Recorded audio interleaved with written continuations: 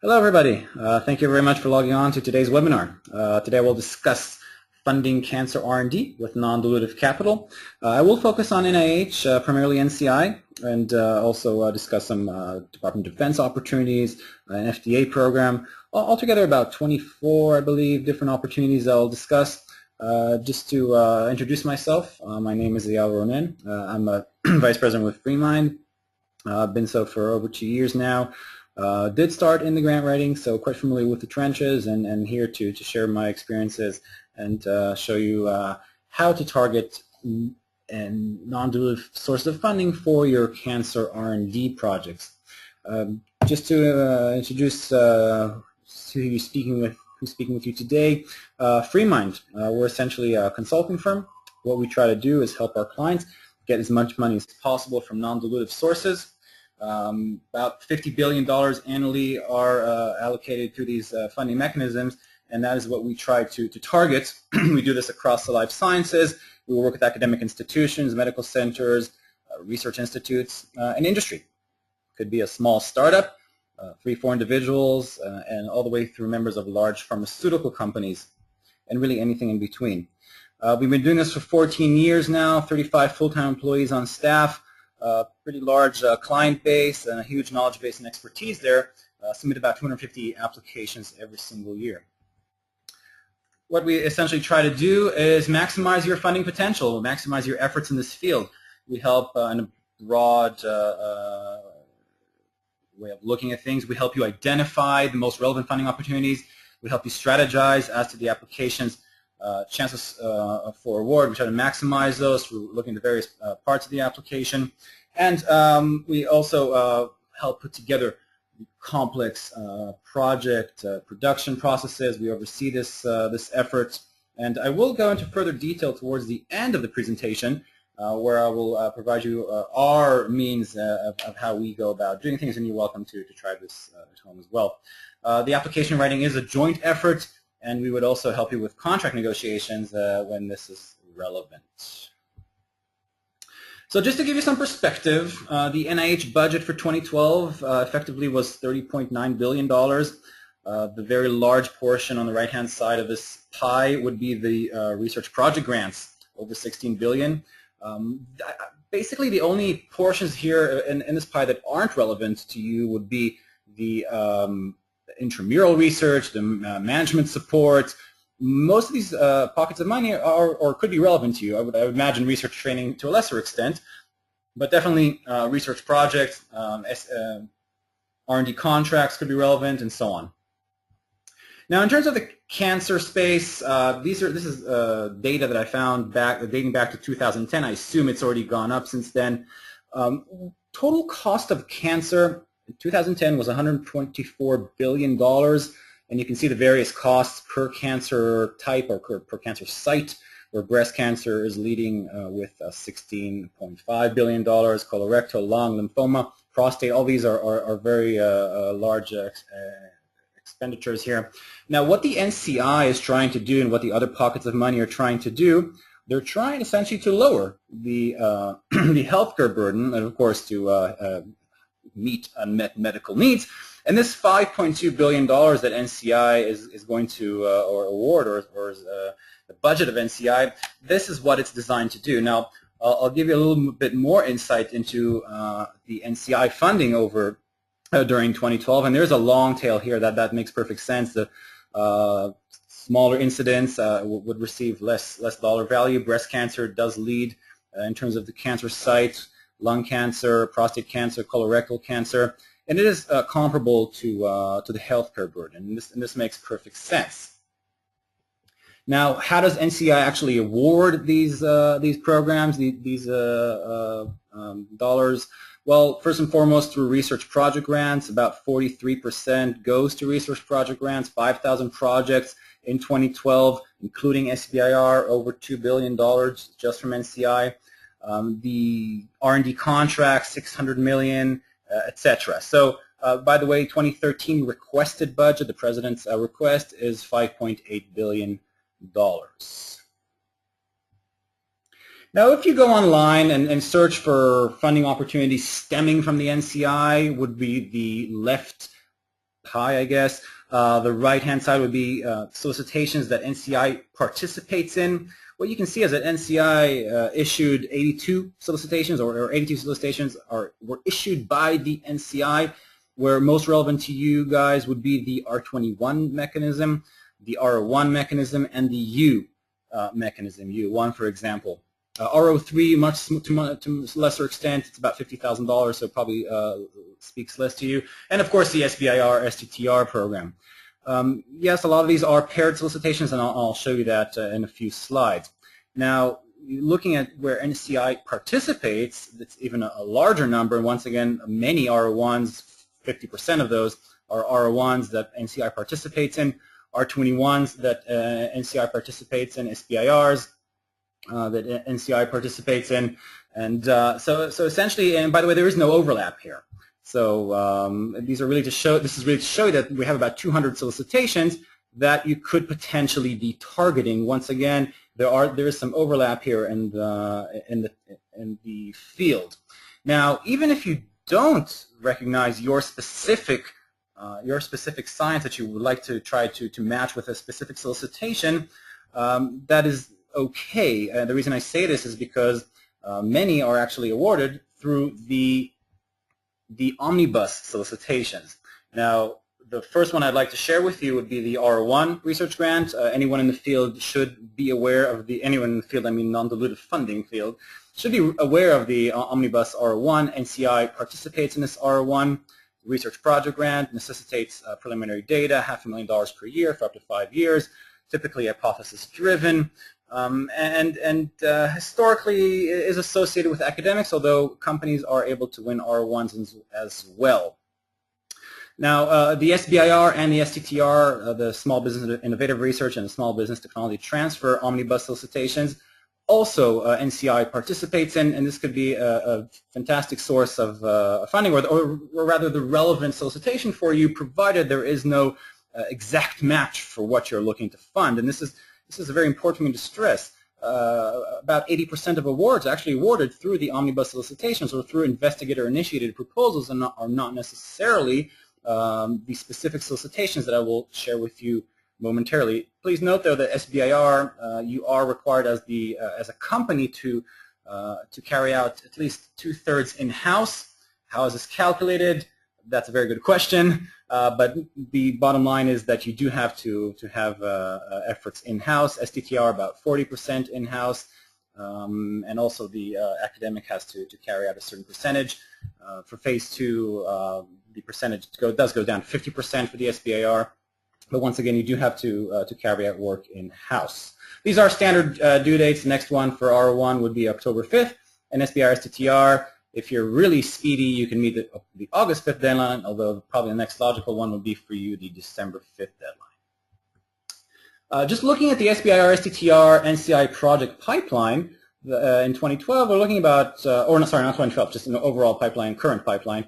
We're looking at about 400 projects. By the way, this was taken from a slide deck from a program officer that was sent to one of our analysts, and this is actually a good time to thank Dr. Sigal Katz for putting together this fantastic list of opportunities that I will share with you. By the way, about 24 different solicitations that I will share with you today. So the SBIR STTR NCI project pipeline, we're looking at, well, in vitro diagnostics, about 21% of those, imaging 20%, therapeutics about 1/3, devices 7%.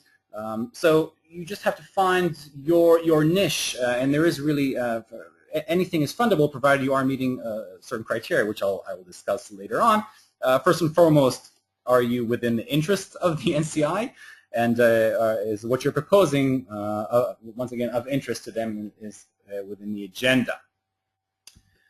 The first program that I'd like to share with you is actually the omnibus solicitation that belongs to the NCI only. This is an R21. Notice that earlier I mentioned the R01 only. R21 is a smaller grant. It is the high risk, high reward, so early exploratory type work. So they are looking at a considerable risk that could also lead to a breakthrough in a particular area. So development of novel techniques, agents, methodologies, models, and applications that could have a major impact on the field of cancer research. So Please note, though, the October 28th deadline, which is a non-standard due date, and don't miss that one. Usually it is October 16th for the R21. And once again, this is an omnibus solicitation to mean you could suggest any set of science that you feel is relevant to the mission of the NCI. Another very interesting program that I'd like to share with you, and it is, does have an annual deadline if I remember correctly, is the IMAC program. This is the Innovative Molecular Analysis Technologies program.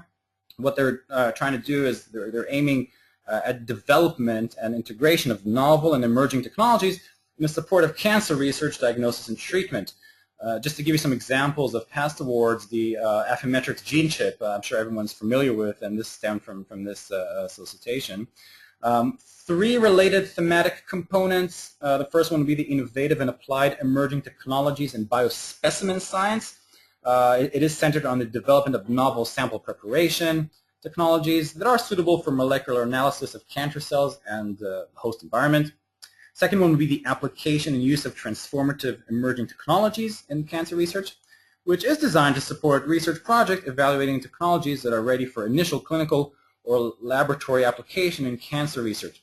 The third one is the Innovative Technology Development for Cancer Research, which emphasizes research projects that are centered on the inception and early stage development of new technologies for cancer research. So this is a fantastic mechanism, but is definitely on the higher end of the innovative and risky type projects. The R21 is designed to conduct high-risk exploratory research with an emphasis on innovation and demonstration of technical feasibility. The R33, on the other hand, is more for the implemented and advanced development and validation of technology or application where you already obtained proof of concept.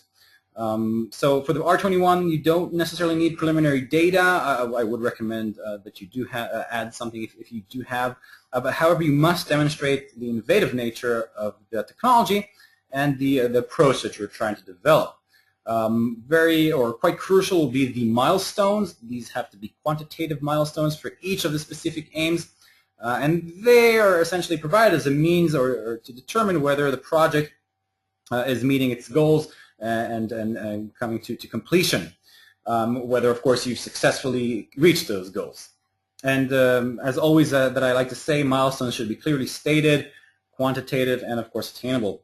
In terms of the R33, the detailed preliminary data must be provided in support of the feasibility of the technology or the approach which you are proposing to develop, and such data may reflect successful completion of a previous R21 that is associated with milestones. So once again, fantastic source of funding if this is your specific area. Another great program, once again also early exploratory, is the pilot studies in pancreatic cancer. Similar, it's an R21, so we're looking at $275 for a 2-year period with some overhead, of course. They're looking at applications that propose to promote innovative research across multiple disciplines for a better understanding of the biology, etiology, detection, prevention, and treatment of pancreatic cancer. Has to be exploratory, has to be novel, and they are looking to break new ground or extend previous discoveries towards new directions or applications. As always, high risk, high reward. October 16th, 2013. Here is a series of applications which I'm not going to go into too much detail about, but I did want to point out that they are paired solicitations. It does start with an R21 equivalent, where I've said this several times in the presentation, high risk, high reward, innovative, is designed to generate exploratory proof of concept data, and as always has to be cutting edge. The pair, the R1 paired solicitation, you do have to have a substantial body of evidence, typically hypothesis driven, and does usually have a basic research component to it. Just some examples, we're looking at biomarkers for early detection of hematopoietic malignancies, biomarkers for infection-associated cancers. Trying to just point out the more interesting ones, non-coding RNAs, mitochondria, it does play a role, and that could be relevant. Pilot studies in the pancreatic cancer notice that they do have an RO3 companion and not an RO1 companion, and of course research in malignancies in the context of HIV or AIDS rather. So if you are in the field of any of these, depending on the stage of development, you could potentially pursue either the R21 or the R01 mechanism. Here's a solicitation from the NCI only. It's the imaging and biomarkers for early cancer detection. It's an R01. So R01, $500,000 per year for up to 5 years. Basically, they're combining imaging and biomarkers. That's the purpose of the objective is to facilitate collaborative imaging and biomarker research to improve cancer screening, early cancer detection and diagnosis by integrating multimodality imaging strategies and multiplexed biomarker methodologies. The deadline is twice a year, in December and in July. Another one from Imaging note that this solicitation, NCI and NIBIB, National Institute of Bioimaging and Bioengineering, are collaborating. So it's a joint effort here. Image-guided drug delivery in cancer. It's an R01. It does support innovative research projects that are focused on image-guided drug delivery, or IGDD, including real-time image guidance, monitoring quantitative in vivo characterizations, and validation of delivery and response. They're looking to integrate imaging-based platforms. They're looking for multifunctional and multiplex drug delivery systems in cancer, and could be other diseases as well.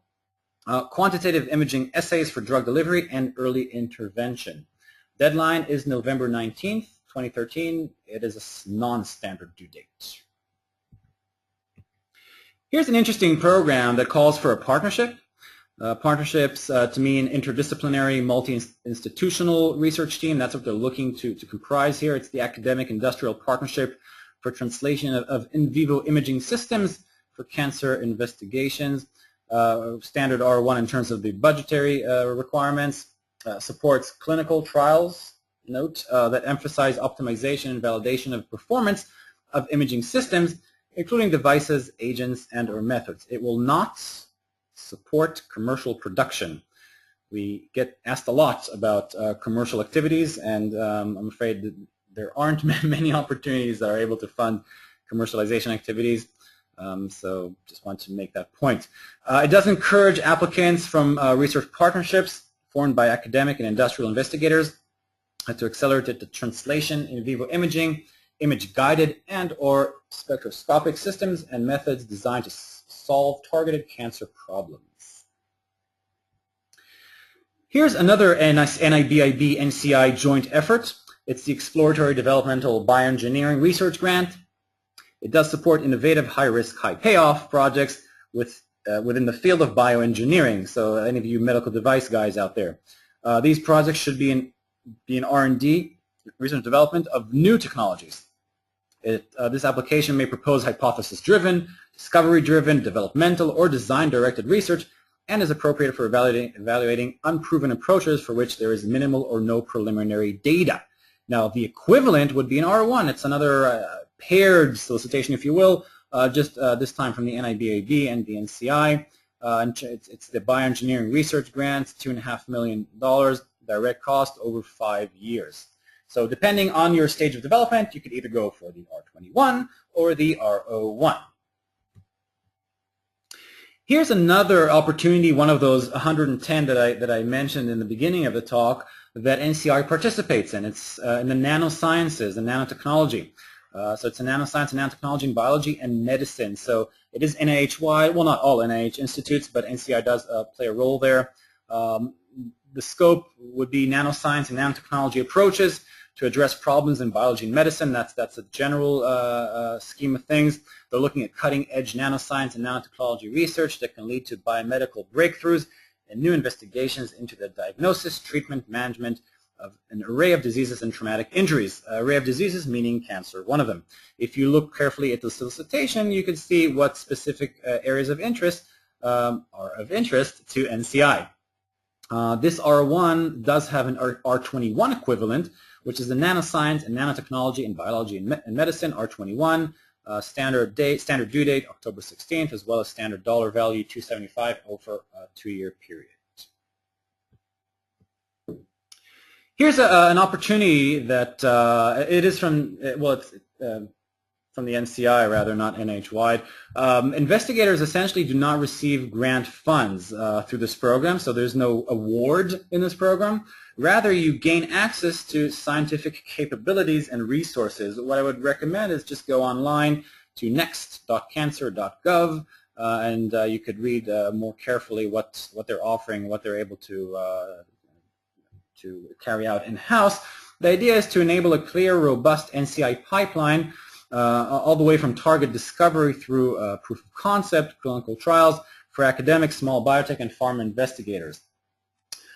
Special consideration approaches to exploit undruggable drug targets, orphan malignancies, and pediatric cancers.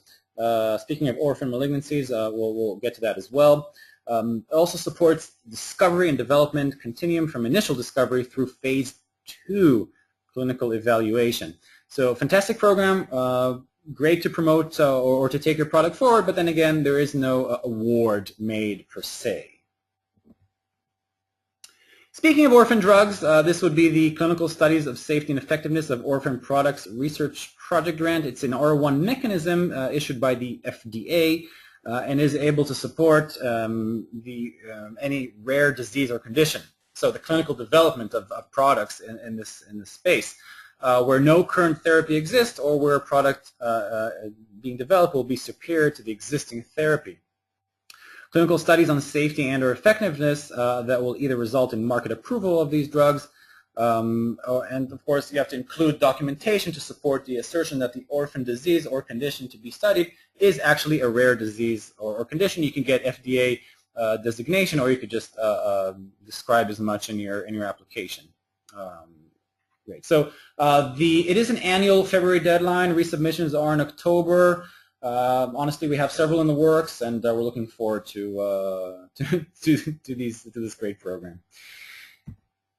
Another fantastic source, an annual source of funding for cancer, would be the Congressionally Directed Medical Research Programs. This is a DoD effort, Department of Defense. What I would recommend is going online to cdmrp.org and just checking out what sort of deadlines are upon us. Typically, they're issued around February, March, April type of timeline, and then the first stage would be a white paper submission. Only if they like the proposed research will they suggest you submit a full application. Full applications are starting to, or results of full applications are starting to come in now, not results, but rather knowing whether you're going to submit a full application, and we're starting to get those now in August. So after the full application, it is reviewed once more for its technical merit, and an award is made. Just to give you some examples, last year I believe they awarded $180 million, so fantastic source of funding. They had prostate cancer, 13 types of mechanisms, so granted some were much earlier, but some were also in the low millions. Peer-reviewed cancer research programs, 2 different mechanisms, ovarian cancer, lung cancer, breast cancer. This year they had a $5 million breast cancer award. 2 years ago there was a $12 million breast cancer award. Every year CDMRPs are issued, and typically they tend to shift from year to year, the scope, and we don't always know what will come out, but it's definitely a fantastic source of funding you should be aware of and should look out for come March, April of next year. Those were the solicitations I wanted to share with you. The main message was that if you didn't find an exact match searching online for your specific science, you could always utilize the investigator-initiated, the omnibus solicitations, be it the R21 that belongs directly to the NCI, or the R1, the omnibus R1, the SBIR, the STTR. I did want to take a moment to discuss the NIH review process, how this has to be figured in when you're putting together your application, and what sort of elements you have to take into consideration. So first and foremost, are you responsive? So you're searching online, you found your exact solicitation, and you have to be convinced 100% that you are responsive. Unresponsive applications is not a mystery, will not get awarded. Then again, the second component or the second question you should be asking yourself, are you competitive? And what do I mean by competitive? Do you have the leadership in place? Do you have the expertise in place? to carry out the work. In other words, do you have the top guys in the field? Do you have the environment able to support this type of work? The lab space or the collaborators that have the lab space, is what you're proposing of significance to public health? Is what you're proposing of an innovative factor? These are the parameters that they're looking at. They're looking at highly innovative, highly significant, strong leadership, and an environment that's able to support the work. But first and foremost, what ultimately wins awards is the scientific approach. It's your research approach. So it has to be a well-structured research approach with clearly defined specific aims, milestones, etc. And this is what makes an application competitive. Now, what they're actually doing in the review process is they're weighing the risk against the strength of your application. You are scored between 1 and 9 for each one of these parameters, and then the lower the score, the better. Fundable scores typically below 30, although it depends on the pay line. So when the program officer ultimately looks at your application and when the review council decides who to award the application to, they're weighing, once again, the risk. If they provide you with the $2.5 million plus overhead close to $3 million, will you be able to carry out the work as proposed in the in your proposal? And that's really the essence of it. So always ask yourself, A, am I responsive? And B, am I actually competitive? If there are gaps in your capabilities, if there are elements that you are not proficient at, don't have the expertise in, just collaborate. Bring on a collaborator, bring on a consultant, make sure you're covered from all angles.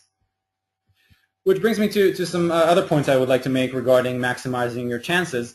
In terms of knowing what the agencies are looking to fund, go online, read what NCI is interested in. If it's a specific solicitation such as the nanotechnology, it's clearly outlined what the NCI is interested in, so see if what you're proposing is relevant to them. Talk to program officers, try to get some feedback from them, see if what you're proposing, once again, is of interest. Focus your project application. I can't stress this enough. The worst or the most annoying feedback you can get from reviewers is overly ambitious. In other words, you proposed a project that is overly ambitious. Remember, NIH, it funds projects, not companies or not academic labs. So the project has to be a focused project with a start point and a distinct end point. Don't try to bite off too much. Keep it within the scope of the mechanism, budgetary restrictions, and so on. Speaking of budgetary restrictions, don't ask for too little. They'll think you don't know what you're doing, or don't ask for too much. Don't inflate the budget, which a lot of people try to do, especially CROs, but that's a different issue. Definitely present a complete project, and I did mention this earlier regarding gaps in your capabilities. If you can collaborate with other researchers, be it industry or be it academics, definitely do so if it adds value to your presentation, not for the sake of name dropping. This is important. Really, they do have to have a role in the grant. Many different mechanisms, many different types of awards, different pockets of money. I showed you NCI issuing solicitations. I showed you NCI participating in solicitations. I showed you DoD applications, the Orphan drug program that you could possibly pursue for clinical work. By the way, there's also nonprofit organizations typically directed at academics, and the dollar value is typically lower as well. So make sure you are aware of all these pockets of money and weigh your chances for each one of them. I'd mentioned that some projects will not have the exact target in a solicitation. You could always go unsolicited, which is perfectly okay. And definitely conduct a thorough strategic assessment, understand the funding landscape, where you could potentially be sending your work, and what sort of scope of work it fits for each one of these pockets of money. A couple of words on the FreeMind team. 35 full-time employees, small group of analysts who carry out the assessment or the client management, outlining a granting strategy, a long-term multi-submission granting strategy for our clients. The managers, the writers, they see the client through to submission, and I will share a little bit more about that right at the end, the next slide. Professional leaders, Guy Harchin, he's the manager of the professional department. And we have Dr. Geva and Dr. Katz, who once again helped me with this presentation today. Thank you very much. And Joel, who manages the consulting services, Joel Knopf, all fantastic crew. And here I'd like to take a few minutes to share with you how we go about doing it. I did try to convey most of it throughout the talk, but I'll be more distinct now in the message. You're, by the way, welcome to try this on your own. It's no worries there. Two core services. The first one would be the strategic assessment, strategic consulting. What we're trying to do on our end is really generate a long-term multi-submission granting strategy. We look at the various projects, we outline the tasks at hand, or rather our analysts outline the tasks at hand. They link those tasks with available pockets of money. So for example, if you would like to complete tasks 1 and 2, and that fits very well with an R21, then perhaps that's the best course of action. Maybe if we add tasks 3, 4, and 5, we could go ahead with an SBIR fast track, which I have didn't even mention that one could do, which is a phase 1 and a phase 2 together. But then again, there's a trade-off here. There's a risk trade-off. So we'll basically outline all the potential sources of funding. We'll look at the solicited. We'll try to devise a granting strategy for an unsolicited proposal. And the outcome, once again, is a long-term multi-submission granting strategy, and it is an ongoing activity. The second core service would be the project production process. This is undertaken by our grants consultants. What they do is they draft comprehensive templates for our clients. These are based on the solicitation guidelines. Any information the client already has written, definitely we will go ahead and plug that in. Send the templates to the client. From here on, it is a ongoing feedback type process. We rewrite sections, edit sections based on what the client inserted, help put together the budgets, source information from collaborators, from the consultants that you may use, subcontractors, bring all the information together into a single coherent, scientifically sound application, making sure all the items are in place and generated to the best of everyone's ability. We'll just keep sending it back to the client until we feel the client gets it right, until it meets our standard and is up to par and does have a chance of being awarded. Just to summarize, we're looking at 3 areas here. The clients with the R&D funding needs in the top left. We take those funding needs and translate them into a multi-submission granting strategy, maybe looking at 2 years down the line.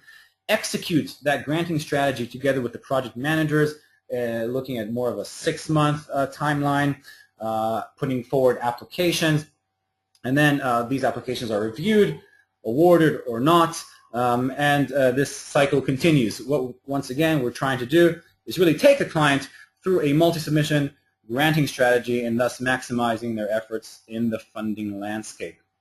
I hope this was informative and that you do have at least a peek into the available sources of funding for cancer research. I'm now be happy to take any questions you may have, and I already see those coming in. So if you please bear with me, wow, many questions. I'll start going through them slowly but surely, and hopefully we'll get through all of these. Thank you very much, and a special thanks to Dr. Katz, Sigal, who put together the list. If anybody wants to speak after the presentation, welcome to call me or email me. That would be fantastic. Okay.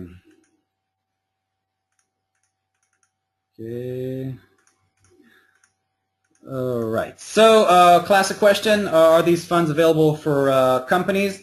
The answer is a definitive yes. None of the solicitations that I showed you today, companies are not eligible for. In other words, all these solicitations that I showed you today, companies are eligible to pursue, including the RO1 mechanism.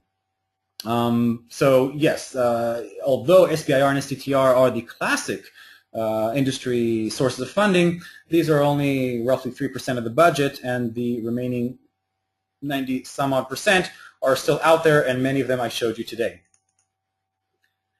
In terms of foreign applicants, another great question which I probably should have touched upon. All of the solicitations that I showed you today, foreign applicants are eligible as well. There is no requirement.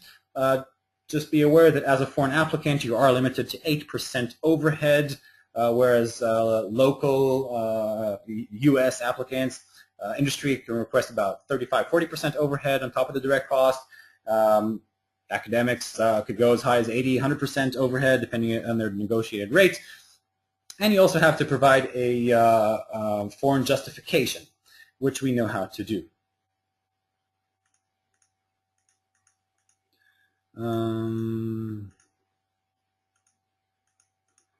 Okay.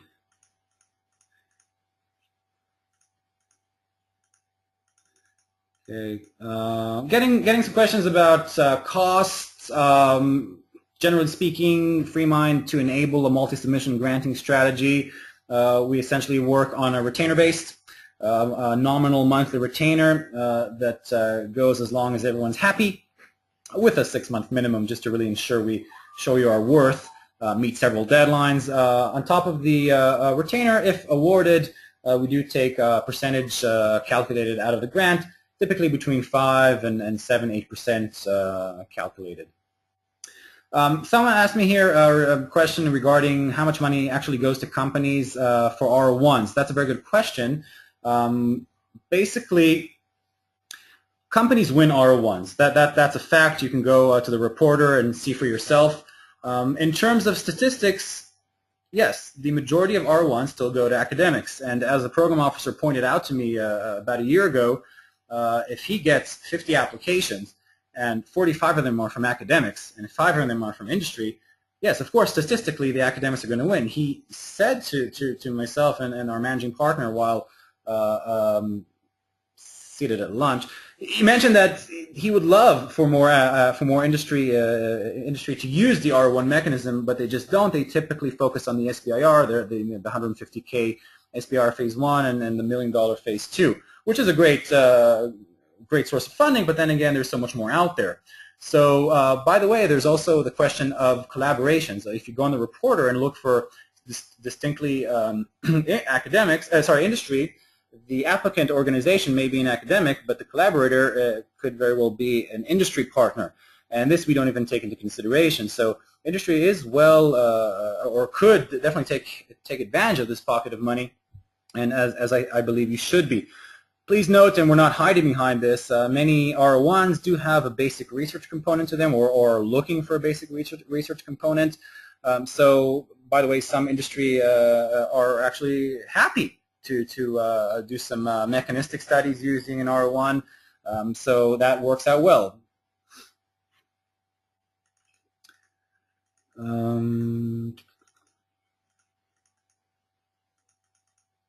Okay, some more questions about slide decks and so on. I will make sure that this time the slide decks do join the thank you email, that it should be this way from what I made sure last time.